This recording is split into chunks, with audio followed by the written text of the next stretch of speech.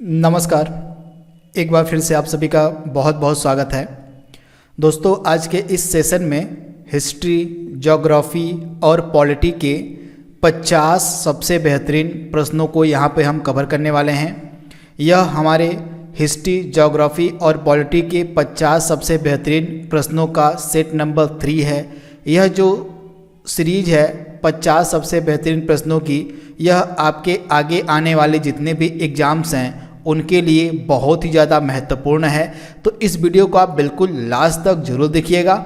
इस वीडियो में सबसे बेहतरीन हिस्ट्री, ज्योग्राफी और पॉलिटी के प्रश्नों को डिस्कस किया गया है। तो चलिए वीडियो को स्टार्ट करते हैं। पहला प्रश्न आपके स्क्रीन पर है, महाराष्ट्र में स्थित अजंता में चट्टानों को काट कर बनाए गए गुफा स्मारक किस धर्म के हैं। प्रश्न में पूछा जा रहा है कि महाराष्ट्र में अजंता में चट्टानों को काट कर बनाए गए जो गुफा स्मारक हैं, इनका संबंध किस धर्म से है।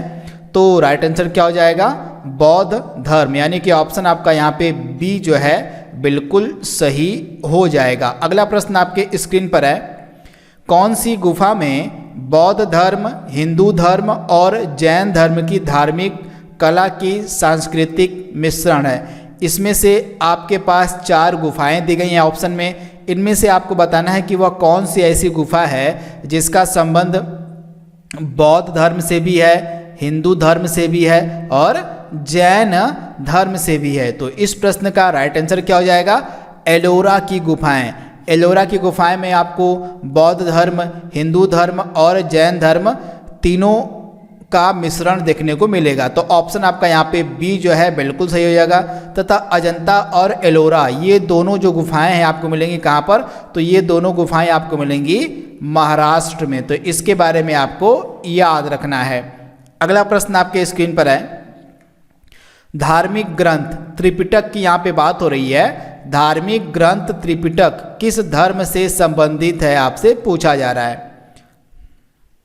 तो राइट आंसर क्या हो जाएगा, त्रिपिटक का संबंध हो जाएगा आपका बौद्ध धर्म से। ऑप्शन आपका ए यहाँ पे बिल्कुल सही हो जाएगा। त्रिपिटक एक धार्मिक ग्रंथ है जिसका संबंध बौद्ध धर्म से है। तो ऑप्शन ए आपका यहाँ पे बिल्कुल सही है। अगला प्रश्न आपके स्क्रीन पर है, गौतम बुद्ध ने अपना पहला उपदेश कहाँ पर दिया था। इंपॉर्टेंट प्रश्न है। गौतम बुद्ध के बारे में यहाँ पे आपसे पूछा जा रहा है कि गौतम बुद्ध ने अपना जो पहला उपदेश था यह कहाँ पर दिया था। तो ज्ञान प्राप्ति के बाद, जब गौतम बुद्ध को ज्ञान की प्राप्ति हो गई थी, तो ज्ञान प्राप्ति के बाद गौतम बुद्ध ने अपना पहला उपदेश सारनाथ में दिया था। तो ऑप्शन आपका सी यहाँ पे बिल्कुल सही हो जाएगा। सारनाथ की लोकेशन क्या है, तो उत्तर प्रदेश के वाराणसी शहर में। कहाँ पर, तो उत्तर प्रदेश के वाराणसी शहर में आपको मिलेगा सारनाथ। तथा सारनाथ में जो है गौतम बुद्ध ने अपना प्रथम उपदेश दिया था। तो इसके बारे में आप याद रखिएगा, इंपॉर्टेंट है। तथा इनके प्रथम उपदेश को हम किस नाम से जानते हैं, तो इनका जो प्रथम उपदेश है, गौतम बुद्ध का जो प्रथम उपदेश है, इसको हम धर्म चक्र यानी कि पहिया के नाम से जाना जाता है। ये प्रतीक भी आप याद रखिएगा, धर्म चक्र, यानी कि इनके प्रथम उपदेश के लिए जो प्रतीक चिन्ह है इसका प्रयोग, किसका प्रयोग हम करते हैं, तो धर्म चक्र का प्रयोग करते हैं। तो इसके बारे में आपको याद रखना, धर्म चक्र को पहिया कहा जाता है। वहीं एक प्रश्न और एग्जाम में पूछा था कि गौतम बुद्ध ने सबसे ज्यादा बार उपदेश कहाँ पर दिया था। तो गौतम बुद्ध ने सबसे ज्यादा उपदेश, आप नोट डाउन कर लीजिएगा, गौतम बुद्ध ने सबसे ज्यादा जो उपदेश था कहाँ पर दिया था। तो राइट आंसर क्या हो जाएगा, श्रावस्ती। श्रावस्ती में गौतम बुद्ध ने सबसे ज़्यादा उपदेश दिया था। तो ये फैक्ट आपको याद रखने हैं। अगला प्रश्न आपके स्क्रीन पर है, हिमालय पार की नदियाँ। एग्जाम में आपसे और प्रश्न में आपसे पूछा गया कि हिमालय पार यानी कि हिमालय के उस पार से कौन कौन सी नदियाँ आती हैं। इंपॉर्टेंट प्रश्न है। तो हिमालय पार की नदियाँ कौन कौन सी हैं, तो ब्रह्मपुत्र हो जाएगी, सिंधु हो जाएगी और सतलज। ये नदियाँ ऐसी नदियाँ हैं जो हिमालय के निर्माण से पहले से भी बहती आ रही हैं। तो इसके बारे में आपको याद रखना है। तो ऑप्शन आपका बी यहाँ पे बिल्कुल सही हो जाएगा। ये तीनों नदियाँ तिब्बत से आती हैं। अगला प्रश्न आपके स्क्रीन पर है, मौलिक अधिकार क्या है। यानी कि मौलिक अधिकार, यानी कि यहाँ पे आपके फंडामेंटल राइट्स की बात हो रही है। फंडामेंटल राइट्स की बात हो रही है। मौलिक अधिकार क्या है? वाद योग्य हैं, अवाद योग्य हैं, लचीले हैं या कठोर हैं। तो राइट आंसर क्या हो जाएगा? हमारे जो मौलिक अधिकार हैं, हमारे जो फंडामेंटल राइट्स हैं, ये वाद योग्य होते हैं। अब वाद योग्य का मतलब क्या होता है? इसका सिंपल सा मीनिंग होता है कि अगर किसी भी व्यक्ति के फंडामेंटल राइट्स का वायलेशन होता है, हनन होता है, अगर फंडामेंटल राइट का किसी व्यक्ति के हनन होता है तो वह व्यक्ति सीधे सुप्रीम कोर्ट के पास जा सकता है और हाई कोर्ट के पास जा सकता है अपना फंडामेंटल राइट को लागू करवाने के लिए। तो किस आर्टिकल के तहत व्यक्ति सुप्रीम कोर्ट जा सकता है? आर्टिकल 32 के तहत। और किस आर्टिकल के तहत, यानी किस अनुच्छेद के तहत जो व्यक्ति है वह हाई कोर्ट जा सकता है? तो आर्टिकल 226 के तहत व्यक्ति हाई कोर्ट जा सकता है अपने फंडामेंटल राइट्स यानी कि मौलिक अधिकार को लागू करवाने के लिए। और आर्टिकल 32 के तहत व्यक्ति सुप्रीम कोर्ट के पास जा सकता है अपने फंडामेंटल राइट्स को लागू करवाने के लिए। तो इस प्रकार से हमारे जो फंडामेंटल राइट्स होते हैं, हमारे जो मौलिक अधिकार होते हैं, ये वाद योग्य होते हैं। तो ऑप्शन ए आपका बिल्कुल सही है। अगला प्रश्न आपकी स्क्रीन पर है, भारत की बृहत्तम नदी कौन सी है? यानी कि बृहत्तम मतलब सबसे लंबी नदी की यहाँ पे बात हो रही है। भारत की सबसे लंबी नदी कौन सी है? भारत की यहाँ पे बात हो रही है। तो राइट आंसर क्या हो जाएगा? गंगा। ऑप्शन आपका ए यहाँ पे बिल्कुल सही है। गंगा की कुल लंबाई कितनी है? तो 2525 किलोमीटर लगभग इसकी लंबाई है तथा यह भारत की सबसे लंबी नदी भी कही जाती है। तो ऑप्शन डी आपका यहाँ पे बिल्कुल सही हो जाएगा। अगला प्रश्न आपके स्क्रीन पर है, अनुच्छेद, आपको उस अनुच्छेद का नाम बताना है जिसके अंतर्गत नागरिकों को मौलिक अधिकार प्रदान किए गए। यानी कि किस अनुच्छेद से लेकर किस अनुच्छेद तक भारत के नागरिकों को मौलिक अधिकार प्रदान किए गए हैं। तो मैंने आपको बताया है इसके बारे में कि अनुच्छेद 12 से लेके अनुच्छेद 35 तक, अनुच्छेद 12 से लेके ये आपके अनुच्छेद हो गए। तो अनुच्छेद 12 से लेके अनुच्छेद 35 तक आपको फंडामेंटल राइट्स मिलेंगे, मौलिक अधिकार मिलेंगे। तो ऑप्शन आपका बी जो है इस प्रश्न का बिल्कुल सही हो जाएगा। तथा मौलिक अधिकारों को किस भाग में रखा गया? तो मौलिक अधिकार आपको मिलेंगे भाग 3 में। भाग 3 में मौलिक अधिकार आपको देखने को मिलेंगे आर्टिकल 12 से लेके आर्टिकल 35 के मध्य। अगला प्रश्न आपके स्क्रीन पर है, निम्नलिखित में से कौन सा पत्रकार महात्मा गांधी का जीवनीकार था? बहुत बार एग्जाम में यह प्रश्न पूछा गया है कि वह कौन सा ऐसा पत्रकार है जो महात्मा गांधी का जीवनीकार है। तो राइट आंसर क्या हो जाएगा? Louis Fisher. ऑप्शन आपका बी यहाँ पे बिल्कुल सही हो जाएगा। जो लुई फीसर है वह महात्मा गांधी का जीवनीकार है, यानी कि ऑप्शन आपका बी यहाँ पे बिल्कुल सही हो जाएगा। अगला प्रश्न आपके स्क्रीन पर है। दोस्तों, अगर आपको यह वीडियो पसंद आ रहा हो तो इस वीडियो को आप शेयर कर दीजिएगा अपने दोस्तों के बीच। तो इस प्रश्न का राइट आंसर क्या हो जाएगा कि जो राज्य सूची है, जो स्टेट लिस्ट है, इसमें कुल कितने सब्जेक्ट्स हैं, कितने विषय हैं, आपको बताना है इसका राइट आंसर। तो इस प्रश्न का राइट आंसर क्या हो जाएगा? स्टेट लिस्ट में यानी कि राज्य सूची में कितने विषय हैं? तो ऑप्शन ए आपका यहाँ पे बिल्कुल सही है। स्टेट लिस्ट में आपको टोटल 61 सब्जेक्ट्स देखने को मिलेंगे, विषय मिलेंगे। तो ऑप्शन आपका ए यहाँ पे बिल्कुल सही हो जाएगा। 61 जो वर्तमान में सब्जेक्ट्स हैं, विषय हैं, आपको कहाँ पर देखने को मिलेंगे? तो राज्य सूची में देखने को मिलेंगे। तो ऑप्शन ए आपका यहाँ पे बिल्कुल सही है। अगला प्रश्न आपकी स्क्रीन पर है, भारतीय संविधान का कौन सा अनुच्छेद जीवन की रक्षा और वैयक्तिक स्वतंत्रता की गारंटी देता है?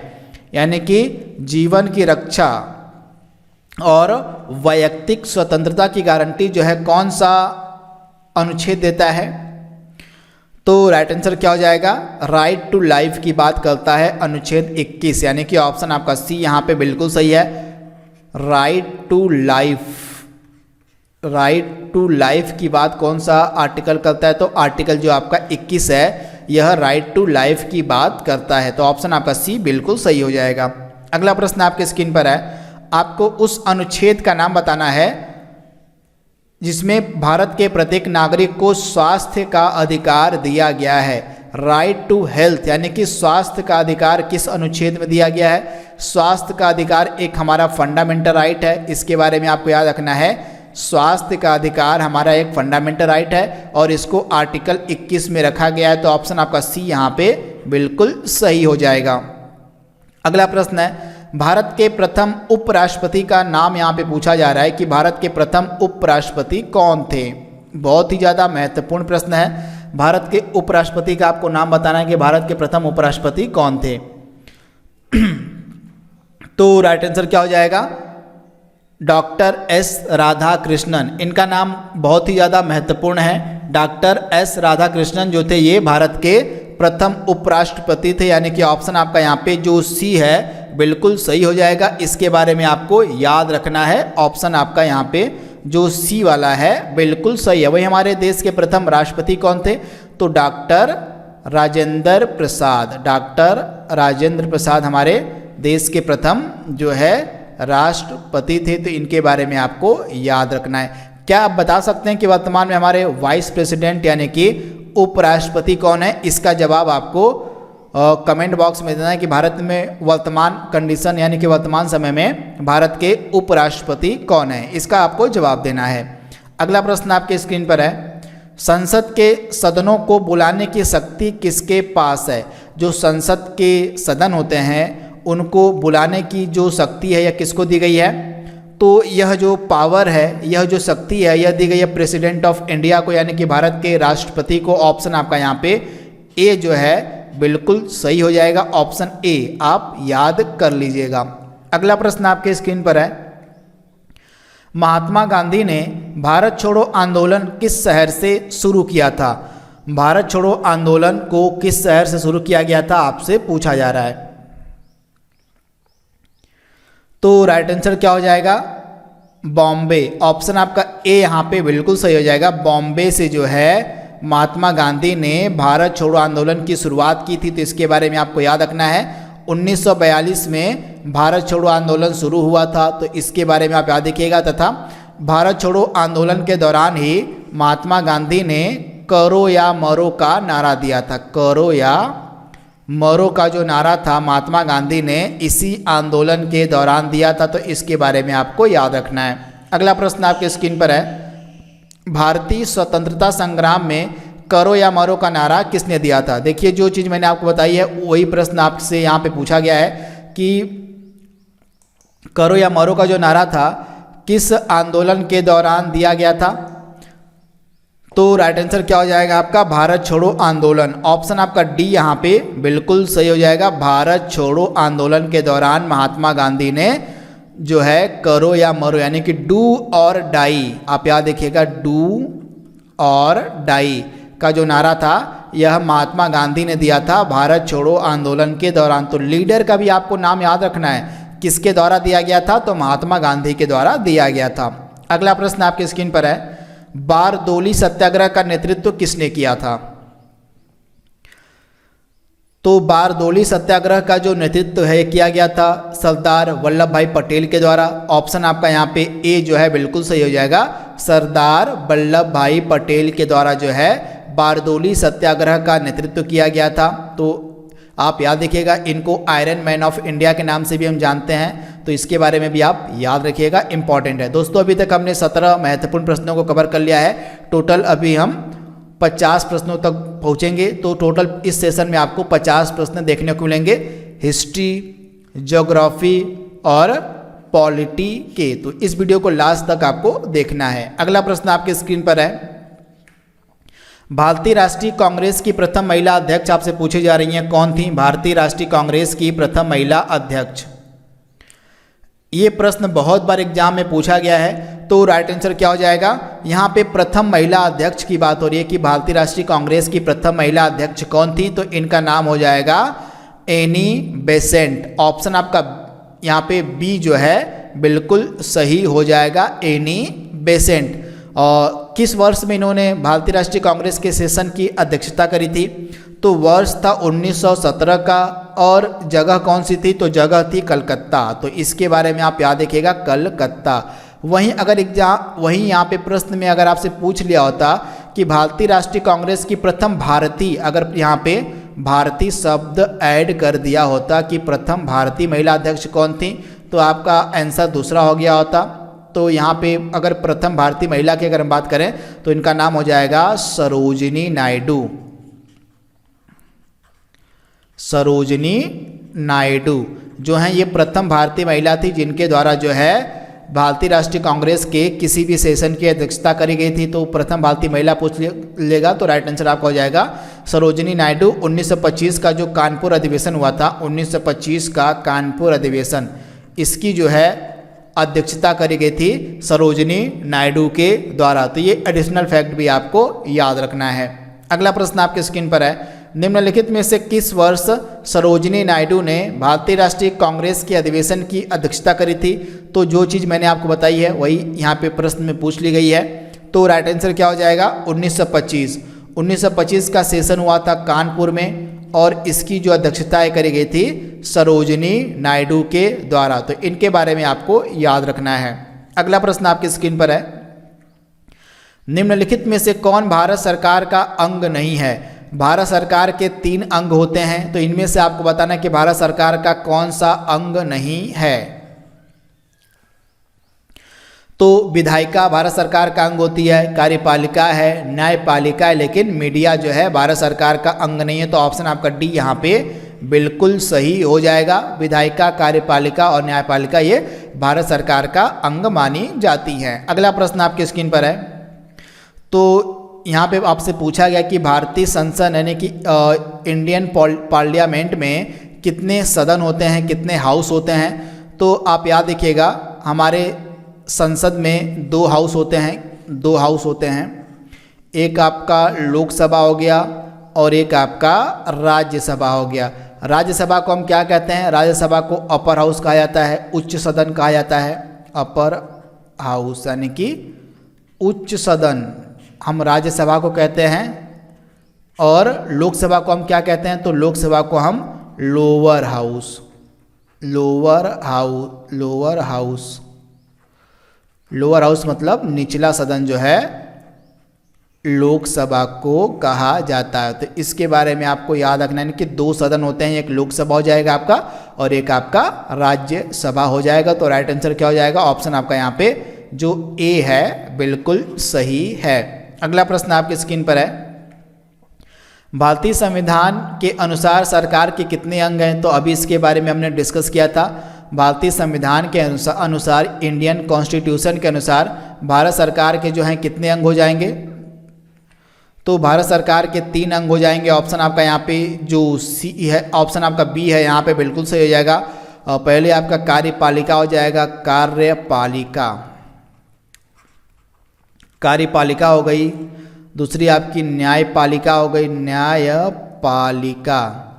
तीसरी आपकी क्या हो जाएगी, आपकी यहाँ पे विधायिका हो जाएगी। तो ये 3 अंग माने जाते हैं हमारे सरकार के। तो विधायिका, तो कार्यपालिका, न्यायपालिका और विधायिका, तो इसके बारे में आपको याद रखना है। अगला प्रश्न आपके स्क्रीन पर है, पहली बार राज्यसभा का गठन कब किया गया था। पहली बार यहाँ पे आपसे पूछा जा रहा है कि राज्यसभा का गठन कब किया गया था। बहुत ही ज़्यादा महत्वपूर्ण प्रश्न है। इस प्रकार के प्रश्न आपसे एग्जाम में पूछे जाएंगे। तो पहली बार राज्यसभा का जो गठन है कब किया गया था, तो राइट आंसर क्या हो जाएगा 1952 में। ऑप्शन आपका बी यहाँ पे बिल्कुल सही हो जाएगा। 1952 में जो है पहली बार राज्यसभा का गठन किया गया था। तो इसके बारे में आपको याद रखना है। राज्यसभा को हम अपर हाउस यानी कि किस नाम से जानते हैं, राज्यसभा को अपर हाउस यानी कि उच्च सदन के नाम से जाना जाता है। तो इसके बारे में आपको याद रखना है। तथा आर्टिकल 80 अनुच्छेद 80 के तहत जो है राज्यसभा का गठन किया गया है। तो इसके बारे में आप याद रखिएगा, अनुच्छेद 80 के तहत जो है राज्यसभा का गठन किया गया है। तो ये चीज़ आपको याद रखना है। तथा मैक्सिमम इतने राज्यसभा में कितने सदस्य हो सकते हैं, तो मैक्सिमम 250 जो है राज्यसभा में अधिकतम सदस्यों की संख्या 250 होती है। जिनमें से आप याद रखिएगा, जिनमें से 238 आपके निर्वाचित सदस्य होते हैं, 238 निर्वाचित होते हैं और 12 जो है मनोनीत किए जाते हैं। तो इसके बारे में आप याद रखिएगा, इंपॉर्टेंट चीज़ मैंने आपको बताई है।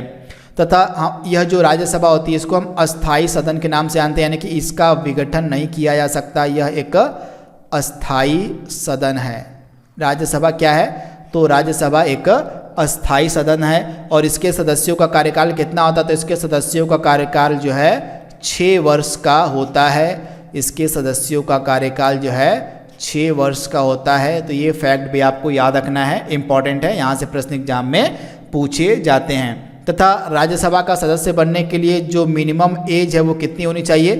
30 वर्ष। कितनी? तो 30 वर्ष होनी चाहिए मिनिमम एज अगर आपको राज्यसभा का सदस्य बनना है। तो ये एडिशनल इन्फॉर्मेशन आपको याद रखनी है। अगला प्रश्न आपके स्क्रीन पर है, प्रथम लोकसभा का गठन कब हुआ था? इंपॉर्टेंट प्रश्न है, आपको बताना है कि प्रथम लोकसभा का गठन कब किया गया था। तो पहली लोकसभा का जो गठन है किया गया था 1952 में। ऑप्शन आपका सी यहाँ पे बिल्कुल सही हो जाएगा, 1952 आपका राइट आंसर हो जाएगा। अब यहाँ पे बात लोकसभा के गठन की हो रही है, तो लोकसभा का गठन किस आर्टिकल के तहत किया गया है? तो आर्टिकल 81 अनुच्छेद जो है 81 के तहत जो है लोकसभा का गठन किया गया है। तथा लोकसभा का सदस्य बनने के लिए न्यूनतम आयु सीमा कितनी होनी चाहिए? तो 5 वर्ष। 5 वर्ष जो है न्यूनतम आयु सीमा होनी चाहिए, मतलब सॉरी यहाँ पे 5 वर्ष का कार्यकाल होता है और 25 वर्ष, यहाँ पे 5 वर्ष आप कार्यकाल लिख लीजिए यहाँ पे, और 25 वर्ष जो है न्यूनतम आयु सीमा होती है। अगर आपको लोकसभा का सदस्य बनना है तो आपकी उम्र जो है कम से कम 25 वर्ष की होनी चाहिए। इसके अलावा लोकसभा का इलेक्शन किस प्रकार से होता है? तो लोकसभा का इलेक्शन जो है होता है प्रत्यक्ष निर्वाचन, डायरेक्ट इलेक्शन होता है, यानी कि प्रत्यक्ष निर्वाचन के जरिए इसके सदस्य चुने जाते हैं। प्रत्यक्ष निर्वाचन के जरिए जो है इसके सदस्य चुने जाते हैं, यानी कि लोकसभा में आम जनता के द्वारा वोटिंग की जाती है। आम पब्लिक जो होती है, आम जनता जो होती है, उसके द्वारा लोकसभा के सदस्य चुने जाते हैं। तो इसके बारे में आपको याद रखना है, इंपॉर्टेंट है। अगला प्रश्न आपके स्क्रीन पर है, लोकसभा के सदस्यों का कार्यकाल कितने वर्ष का होता है? तो अभी मैंने इसके बारे में आपको बताया है, लोकसभा के सदस्यों का कार्यकाल जो है 5 वर्ष होता है, यानी कि ऑप्शन आपका डी यहाँ पे बिल्कुल सही है। अगला प्रश्न आपके स्क्रीन पर है, भारतीय राष्ट्रीय कांग्रेस की स्थापना किस शहर में की गई थी? यहाँ पे इंडियन नेशनल कांग्रेस की बात हो रही थी। इंडियन नेशनल कांग्रेस की जो स्थापना थी यह मुंबई में की गई थी, यानी कि ऑप्शन आपका यहाँ पे बी वाला बिल्कुल सही हो जाएगा, मुंबई में। अगला प्रश्न आपकी स्क्रीन पर है, कितने प्रतिनिधियों के द्वारा भारतीय राष्ट्रीय कांग्रेस की स्थापना की गई थी? यानी कि जब पहली बार भारतीय राष्ट्रीय कांग्रेस का गठन किया गया था तो कितने प्रतिनिधि थे इसके गठन के समय में? तो जब भारतीय राष्ट्रीय कांग्रेस का गठन किया गया था तो उस समय कितने प्रतिनिधि थे? तो राइट आंसर क्या हो जाएगा? 72, यानी कि 72 प्रतिनिधियों के द्वारा जो है भारतीय राष्ट्रीय कांग्रेस की स्थापना की गई थी, और ऑप्शन आपका डी यहाँ पे बिल्कुल सही हो जाएगा। अगला प्रश्न आपके स्क्रीन पर है, ब्रिटिश संसद में सदस्य बनने वाले पहले भारतीय का नाम आपको बताना है। तो ब्रिटिश पार्लियामेंट की यहाँ पे बात हो रही है, तो ब्रिटिश पार्लियामेंट में सदस्य बनने वाले, मेंबर बनने वाले पहले भारतीय थे दादा भाई नौरोजी, जिनको हम grand old man of India के नाम से जानते हैं, grand old man of India.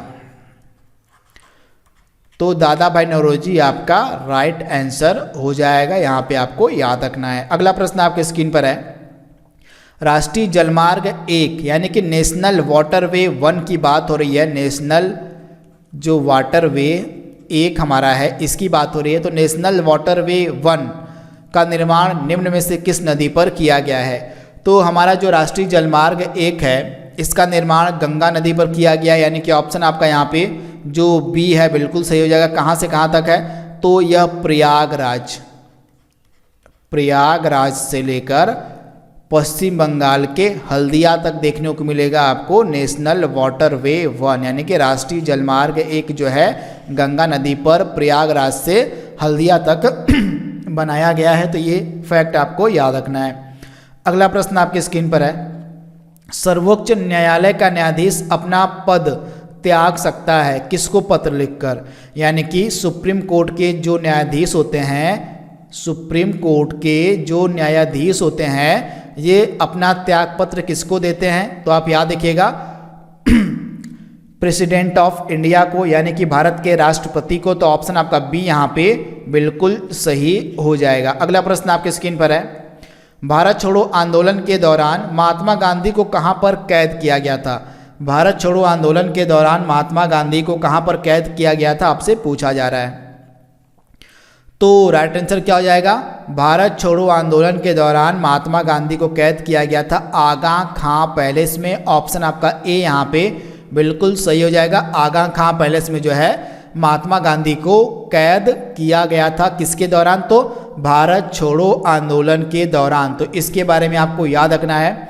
मैं आपको बता दूं 9 अगस्त के दिन ऑफिशियल रूप से 9 अगस्त, यहाँ पे अगस्त होगा, 9 अगस्त 1942 को आधिकारिक तौर पर जो है भारत छोड़ो आंदोलन शुरू हो गया था। और इसी 9 अगस्त के दिन ही, यहाँ पे आप नोट डाउन कर लीजिएगा, इसी 9 अगस्त के दिन ही ब्रिटिश गवर्नमेंट के द्वारा, ब्रिटिशों के द्वारा, अंग्रेजों के द्वारा जो है ऑपरेशन 0 आवर स्टार्ट किया जाता है। Operation 0 hour. तो इसी 9 अगस्त के दिन ही ऑपरेशन 0 आवर शुरू किया था, किसके द्वारा? तो अंग्रेजों के द्वारा। और इसी ऑपरेशन 0 आवर के तहत ही जो अंग्रेज थे उन्होंने सभी बड़े क्रांतिकारियों को जेल में बंद कर दिया, यानी कि इसी ऑपरेशन 0 आवर के तहत ही सभी बड़े भारतीय क्रांतिकारियों को पकड़कर जेल में बंद कर दिया गया। इनमें से जवाहरलाल नेहरू हो गए, जवाहरलाल नेहरू हो गए, यहाँ पे मैं लिख देता हूँ, जवाहरलाल नेहरू, JL नेहरू हो गए, JL नेहरू हो गए। इसके अलावा गोविंद वल्लभ पंत हो गए, गोविंद वल्लभ पंत, गोविंद वल्लभ पंत हो गए। इसके अलावा JB कृपलानी हो गए, JB कृपलानी हो गए आपके, JB कृपलानी हो गए। JB कृपलानी के अलावा पट्टाभी सीतारमैया। तो इन सभी इम्पॉर्टेंट लीडर, तो ये सभी जो इम्पॉर्टेंट लीडर हैं, जवाहरलाल नेहरू हो गए, वल्लभ भाई पटेल हो गए, JB कृपलानी हो गए, इसके अलावा पट्टाभी सीतारमैया, इन सभी इम्पॉर्टेंट लीडर को बंद करके कहाँ पर रखा गया था? तो इनको जो है रखा गया था अहमदनगर जेल में, अहमद नगर जेल में इनको रखा गया था। और महात्मा गांधी को गिरफ्तार करके कहाँ रखा गया था? तो महात्मा गांधी को गिरफ्तार करके आगा खां पैलेस में रखा गया था। इसके अलावा राजेंद्र प्रसाद के बारे में भी एग्जाम में पूछा जाता, तो राजेंद्र प्रसाद को कहाँ पर गिरफ्तार करके रखा गया था? तो राजेंद्र प्रसाद को गिरफ्तार करके पटना की जेल में रखा गया था, पटना की जेल में, पटना की जेल में रखा गया था राजेंद्र प्रसाद को। और इसके अलावा जयप्रकाश नारायण को जो है हजारीबाग के सेंट्रल जेल में रखा गया था इस भारत छोड़ो आंदोलन के दौरान। तो जिस दिन 9 अगस्त को ऑफिशियल रूप से आपका भारत छोड़ो आंदोलन शुरू होता है और इसी 9 अगस्त की सुबह ही ऑपरेशन 0 आवर की शुरुआत की जाती है अंग्रेजों के द्वारा। और अंग्रेजों ने इसी ऑपरेशन के तहत इंडिया के जो भी इम्पोर्टेंट लीडर थे उस समय, जो भी नेता थे, बड़े बड़े नेता थे, उनको गिरफ्तार कर लिया गया, जिनमें से महात्मा गांधी को गिरफ्तार करके आगा खां पैलेस में रखा जाता है। और जवाहरलाल नेहरू, वल्लभ भाई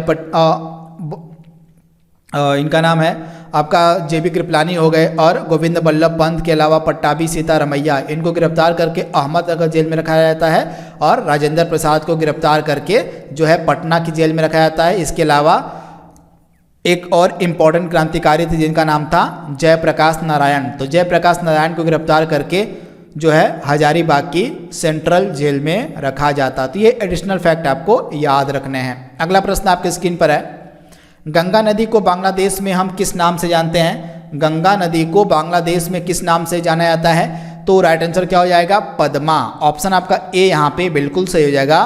गंगा नदी को बांग्लादेश में पद्मा के नाम से जानते हैं। तो ऑप्शन आपका यहाँ पे ए जो है बिल्कुल सही हो जाएगा। आपको पता है कि गंगा नदी जो है जाकर बे ऑफ बंगाल यानी कि बंगाल की खाड़ी में जाकर गिरती है गंगा नदी। तो ये फैक्ट भी आपको याद रखना है। अगला प्रश्न आपकी स्क्रीन पर है, लोकसभा की बैठक किस प्रकार से समाप्त की जा सकती है?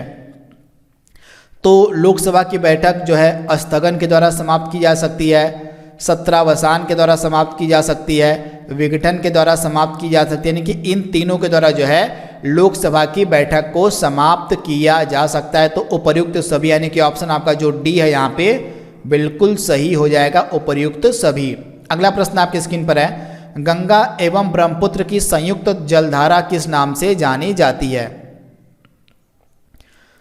तो गंगा एवं ब्रह्मपुत्र की जो संयुक्त जलधारा इसको हम मेघना के नाम से जानते हैं। किस नाम से? तो मेघना आपका राइट आंसर हो जाएगा। ऑप्शन आपका यहाँ पे जो सी है बिल्कुल सही हो जाएगा। अगला प्रश्न आपके स्क्रीन पर है, अमेरिकी पत्रकार जो महात्मा गांधी के भारत छोड़ो आंदोलन के दौरान साथ था उसका नाम आपको बताना है। तो उस अमेरिकी पत्रकार का क्या नाम है जो महात्मा गांधी के साथ था भारत छोड़ो आंदोलन के दौरान? तो इस अमेरिकी पत्रकार का नाम था लुई फिशर। तो इसका नाम आप याद रखिएगा, जो लुई फिशर था यह जो है महात्मा गांधी के साथ था भारत छोड़ो आंदोलन के दौरान, तथा यह महात्मा गांधी का जीवनीकार भी माना जाता है। तो ऑप्शन आपका यहाँ पे जो ए है बिल्कुल सही हो जाएगा, लुई फिशर। अगला प्रश्न आपकी स्क्रीन पर है, निम्नलिखित नदियों में से भारत में किस पर सबसे लंबा सड़क पुल बनाया गया है? यहाँ पे सबसे लंबा सड़क पुल की बात हो रही है, किस नदी पर बनाया गया है? तो आप याद रखिएगा लोहित नदी, जो कि यह किसकी सहायक है? यह ब्रह्मपुत्र नदी की सहायक नदी है। ब्रह्मपुत्र की जो है यह सहायक नदी है लोहित, और इसी लोहित नदी पर ही भूपेन हजारिका ब्रिज, भूपेन हजारिका ब्रिज बनाया गया है, जो कि सबसे लंबा सड़क ब्रिज है वर्तमान में इंडिया का। तो इसके बारे में आप याद रखिएगा। तो यह किस नदी पर है? तो ब्रह्मपुत्र में यह लोहित रिवर पर बनाया गया है। आप सभी को इसकी लंबाई बतानी कि कितने किलोमीटर है लंबा, इसका जवाब आप लोग कमेंट बॉक्स में दीजिएगा। अगला प्रश्न आपकी स्क्रीन पर है, भारत छोड़ो आंदोलन के समय ब्रिटेन का प्रधानमंत्री कौन था? यहाँ पे भारत छोड़ो आंदोलन की बात हो रही है। जब भारत छोड़ो आंदोलन चल रहा था तो उस समय ब्रिटेन का प्रधानमंत्री कौन था? तो विंस्टन चर्चिल था। ऑप्शन आपका ए यहाँ पे बिल्कुल सही हो जाएगा, विंस्टन चर्चिल था उस समय प्रधानमंत्री ब्रिटेन का। अगला प्रश्न आपकी स्क्रीन पर है, अलकनंदा नदी के तट पर निम्न में से कौन सा प्रसिद्ध मंदिर अवस्थित है? यहाँ पे अलकनंदा नदी की बात हो रही है। अलकनंदा नदी के तट पर कौन सा फेमस मंदिर स्थित है? तो राइट आंसर क्या हो जाएगा? बद्रीनाथ। ऑप्शन आपका जो यहाँ पे दिया गया है बी वाला बिल्कुल सही हो जाएगा, बद्रीनाथ आपको देखने को मिलेगा अलकनंदा नदी के तट पर। तो ये फैक्ट आपको याद रखना है। तथा एक चीज आप याद रखिएगा, भागीरथी और अलकनंदा का मिलन कहाँ पर होता है? भागीरथी प्लस अलकनंदा नदी, यहाँ पे नहीं रहेगा अलकनंदा। भागीरथी और अलकनंदा नदियों का संगम होता है आपका देवप्रयाग में। कहाँ पर? यहाँ पे देवप्रयाग में ये मिलती है। कहाँ पर? देवप्रयाग में ये दोनों नदियाँ मिलती हैं। और जहाँ पर ये देवप्रयाग में दोनों नदियाँ मिलती हैं, यहीं से जो है गंगा नदी का उद्गम होता है। तो ये फैक्ट आपको याद रखना है कि देवप्रयाग में भागीरथी एवं अलकनंदा नदी का संगम होता है, और यहीं से इनकी जो संयुक्त धारा है वह गंगा नदी कहलाती है। तो ये फैक्ट आपको याद रखना है, यहाँ से प्रश्न एग्जाम में पूछा जाता है। अगला प्रश्न आपके स्क्रीन पर है, सुंदरवन डेल्टा कौन सी नदी बनाती है? तो आप याद रखिएगा सुंदरवन डेल्टा विश्व का सबसे बड़ा डेल्टा भी यह कहा जाता है, सुंदरवन डेल्टा। तथा किस नदी पर यह आपको मिलेगा? तो आप याद रखिएगा गंगा और ब्रह्मपुत्र। ऑप्शन आपका सी यहाँ पे बिल्कुल सही है, गंगा और ब्रह्मपुत्र नदियाँ जो दोनों मिलकर जो है सुंदरवन डेल्टा का निर्माण करती हैं। तो ऑप्शन आपका यहाँ पे जो सी है बिल्कुल सही हो जाएगा। अगला प्रश्न आपके स्क्रीन पर है, निम्नलिखित में से कौन सी नदी का उद्गम भारत में नहीं है? आपके पास ऑप्शन में 4 नदियां हैं, इनमें से आपको बताना है कि किस नदी का उद्गम जो है भारत में नहीं होता है। तो आइए देख लेते हैं। कावेरी नदी का उद्गम भारत में होता है, बिल्कुल सही है। नर्मदा नदी का उद्गम भारत में होता है, बिल्कुल सही है। गंगा नदी का उद्गम भारत में होता है, बिल्कुल सही है। लेकिन ब्रह्मपुत्र नदी का उद्गम भारत में नहीं होता है, बल्कि तिब्बत से यह भारत में आती है। तो इसके बारे में आप याद रखिएगा, ब्रह्मपुत्र नदी जो है तिब्बत से भारत में आती है। कहाँ से ये भारत में प्रवेश करती है? तो अरुणाचल प्रदेश के रास्ते, अरुणाचल प्रदेश के रास्ते जो है यह भारत में प्रवेश करती है। ब्रह्मपुत्र नदी। तो ये फैक्ट आपको याद रखना है। अगला प्रश्न आपकी स्क्रीन पर है, लोकसभा की बैठक समाप्त की जा सकती है। तो यह प्रश्न आपका रिपीट हो गया है। इसका आंसर आपका उपर्युक्त सभी हो जाएगा। ऑप्शन आपका डी यहाँ पे बिल्कुल सही हो जाएगा। स्थगन के द्वारा, सत्रावसान के द्वारा और विघटन के द्वारा। अगला प्रश्न आपके स्क्रीन पर है, तिब्बत में बहने वाली नदी सांगपो निम्नलिखित में से भारत में प्रवेश करती है कहाँ से? यानी कि तिब्बत में जो बहने वाली नदी है सांगपो, आप याद देखिएगा, तिब्बत में बहने वाली नदी जिसका नाम सांगपो है, यह किस राज्य के रास्ते भारत में प्रवेश करती है? तो आप याद रखिएगा, सांगपो रिवर जो है अरुणाचल प्रदेश के रास्ते भारत में प्रवेश करती है। जैसे ही यह अरुणाचल प्रदेश के रास्ते भारत में प्रवेश करती है तो सांगपो से इसका नाम क्या होता है? हो जाता है, सांगपो से इसका नाम हो जाता है ब्रह्मपुत्र। तो ये फैक्ट आपको याद रखना है, सांगपो से इसका नाम क्या हो जाएगा? ब्रह्मपुत्र। जैसे ही यह अरुणाचल प्रदेश के रास्ते भारत में प्रवेश करती है। सॉरी, यहाँ पे थोड़ा सा मिस्टेक हो गया। यहाँ पे आप याद रखिएगा, यह किस नाम से अरुणाचल प्रदेश में एंट्री लेती? तो दिहांग नाम से, दिहांग नाम से, दिहांग नाम से जो है अरुणाचल प्रदेश में यह एंट्री लेती है। और आगे बढ़ते हुए जब यह असम में प्रवेश करती है तो असम में इसको जो है ब्रह्मपुत्र नाम से जाना जाता है। असम में जो है इसको ब्रह्मपुत्र नाम से जाना जाता है। तो असम यहाँ पे आप नोट डाउन कर लीजिएगा, असम में इसको जो है, असम में इसको ब्रह्मपुत्र कहा जाता है। तो ये फैक्ट आपको याद रखना है कि सांगपो आपकी तिब्बत में इसका नाम है। यानी कि ब्रह्मपुत्र नदी का बहुत सारा नाम है। जैसे तिब्बत में जब यह आती है, तिब्बत में बहती है, तिब्बत में इसको सांगपो हम कहते हैं। फिर तिब्बत के रास्ते जब यह भारत में प्रवेश करती है तो अरुणाचल प्रदेश में इसको हम दिहांग के नाम से आते हैं, अरुणाचल प्रदेश में इसको दिहांग कहते हैं। और अरुणाचल प्रदेश से आगे बढ़ते हुए जब यह असम में बहने लगती है तो असम में इसको हम ब्रह्मपुत्र के नाम से जानते हैं। तो ये फैक्ट आपको याद रखना है। तथा उत्तर बांग्लादेश में, असम के बाद यह जब उत्तर बांग्लादेश में प्रवेश करती है तो इसको जमुना कहा जाता है। उत्तर बांग्लादेश में जो है इसको जमुना कहा जाता है। तो ये फैक्ट भी आप याद रखिएगा, उत्तर बांग्लादेश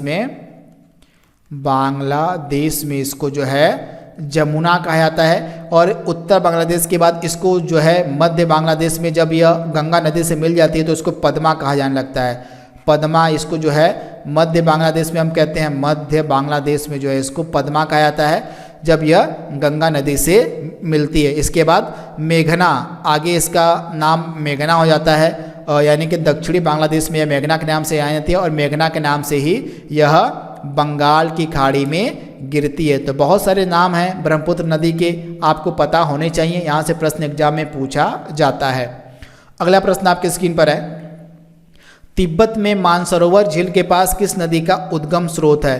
तो तिब्बत की जो मानसरोवर झील है इसके पास से कौन कौन सी नदियां निकलती हैं? तो आप याद रखिएगा, सिंधु नदी हो गई, सतलज हो गई, ब्रह्मपुत्र हो, यानी कि ये तीनों जो नदियां हैं इनका जो उद्गम है कहाँ से होता है? इन तीनों नदियों का जो उद्गम है मिलेगा तिब्बत में मानसरोवर झील से। तो ऑप्शन आपका डी यहाँ पे बिल्कुल सही है।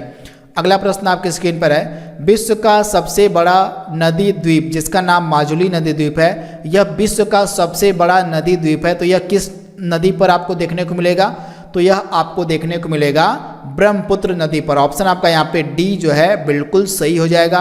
बहुत बार एग्जाम में यह प्रश्न पूछा गया है तो इसके बारे में आपको याद रखना है। अगला प्रश्न आपकी स्क्रीन पर है, भारतीय संविधान के किस अनुच्छेद में भारतीय नागरिकों को मूल कर्तव्य दिए गए हैं? यानी कि जो हमारे फंडामेंटल ड्यूटीज़ है, हमारे जो मूल कर्तव्य हैं, इनको किस आर्टिकल में रखा गया है? तो आप याद रखिएगा, आर्टिकल 51A, यानी कि आर्टिकल 51 क जो है 51 क में आपको मिलेगा फंडामेंटल ड्यूटीज़ की यहाँ पे बात हो रही है, मौलिक और मूल कर्तव्य की यहाँ पे बात हो रही है। तथा मूल कर्तव्य को जो है 42वें संविधान संशोधन अधिनियम 1976 के तहत ऐड किया गया था। स्वर्ण सिंह समिति की सिफारिश पर इसको ऐड किया गया था हमारे संविधान में। स्वर्ण सिंह समिति के रिकमेंडेशन पर, स्वर्ण सिंह समिति के सिफारिश पर इसको ऐड किया गया था। स्टार्टिंग में जब इसको ऐड किया गया था तो स्टार्टिंग में शुरुआत में 10 मौलिक कर्तव्य हुआ करते थे, लेकिन वर्तमान समय में 11 मौलिक कर्तव्य हैं हमारे संविधान में। तो ये फैक्ट आपको याद रखना है। अगला प्रश्न आपकी स्क्रीन पर है, निम्नलिखित में से किस नदी को बिहार का शोक कहा जाता है? तो बिहार का शोक हम बोलते हैं कोसी नदी को, यानी कि ऑप्शन आपका डी यहाँ पे बिल्कुल सही हो जाएगा। कोसी नदी को जो है बिहार का शोक कहा जाता है, तो ऑप्शन आपका बी यहाँ पे बिल्कुल सही हो जाएगा। अगला प्रश्न आपके स्क्रीन पर है, भारत के संविधान में मौलिक कर्तव्य किस संविधान संशोधन के तहत जोड़ा गया था? तो अभी मैंने इसके बारे में बताया है आपको, जो 42वां संविधान संशोधन अधिनियम था 1976 का, ये डेट भी आपको याद रखनी है। 1976 का यह 42वां संविधान संशोधन अधिनियम था, इसी के तहत जो है मौलिक कर्तव्यों को जोड़ा गया था, तो ऑप्शन आपका यहाँ पे बी जो है बिल्कुल सही हो जाएगा। अगला प्रश्न आपके स्क्रीन पर है, बस 2 से लेकर 3 प्रश्न अभी बचे हुए हैं। बंगाल का शोक किसे कहा जाता है, आपसे पूछा जा रहा है। बंगाल का शोक कहा जाता है किस नदी को, आपसे पूछा जा रहा है। तो राइट आंसर क्या हो जाएगा, हम दामोदर रिवर को, दामोदर नदी को जो है बंगाल का शोक कहते हैं, तो ऑप्शन आपका डी यहाँ पे बिल्कुल सही हो जाएगा। अगला प्रश्न आपके स्क्रीन पर है, भारत के संविधान में निर्धारित किए गए लोकसभा के सदस्यों की अधिकतम संख्या कितनी हो सकती है? मैक्सिमम लोकसभा के मेंबर कितने हो सकते हैं, मैक्सिमम लोकसभा के सदस्य कितने हो सकते हैं? तो राइट आंसर क्या हो जाएगा आपका 552। ऑप्शन आपका यहाँ पे सी जो है बिल्कुल सही हो जाएगा। मैक्सिमम लोकसभा के जो मेंबर हैं, सदस्य हैं, ये 552 हो सकते हैं, तो इसके बारे में आपको याद रखना है। ऑप्शन आपका सी यहाँ पे बिल्कुल सही हो जाएगा। यहाँ पे मैक्सिमम की बात करी गई है। आज के सेशन का लास्ट प्रश्न आपके स्क्रीन पर है, ऐसी 2 नदियों का आपको नाम बताना है जो अमरकंटक के पठार से निकलती हैं परंतु वे अलग अलग दिशाओं में बहती हैं। तो अमरकंटक के पठार से कौन सी नदियां निकलती हैं? तो आप याद रखिएगा, अमरकंटक के पठार से नर्मदा भी निकलती है और सोन भी निकलती है, यानी कि नर्मदा और सोन ये दोनों नदियां जो हैं आपकी अमरकंटक के पठार से निकलती हैं, परंतु ये दोनों विपरीत दिशा में, यानी कि अलग अलग दिशा में बहती हैं। तो नर्मदा का जो नर्मदा नदी है यह कहाँ पर जाके गिरती है?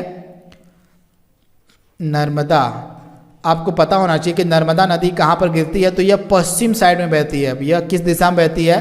तो यह जो है पश्चिम दिशा में बहती है, यानी कि जाकर यह कहाँ पर गिर जाती है? तो जाकर नर्मदा नदी आपकी अरब सागर में गिर जाती है। तो इसके बारे में आप याद रखिएगा, अरब सागर में जाकर जो है नर्मदा नदी गिर जाती है। बहुत बार एग्जाम में आपसे प्रश्न, मतलब यह प्रश्न जो है एग्जाम में बहुत बार पूछा गया है। इसके अलावा आपको बताना है कि जो सोन रिवर है, जो सोन नदी है, यह कहाँ पर जाकर गिरती है, यह कहाँ पर गिरती है, इसका जवाब आपको कमेंट बॉक्स में देना है। तो इस प्रश्न का राइट आंसर क्या हो जाएगा?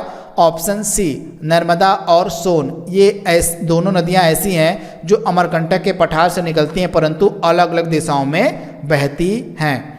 तो इस प्रकार से आज का जो सेशन हमारा था, इसमें हमने 50 सबसे बेहतरीन हिस्ट्री के प्रश्न, ज्योग्राफी के प्रश्न और पॉलिटी के प्रश्नों को यहाँ पे हमने कवर किया है। आई होप यह वीडियो आपको पसंद आया होगा। तो आज के लिए बस इतना ही। Thank you, thanks for watching.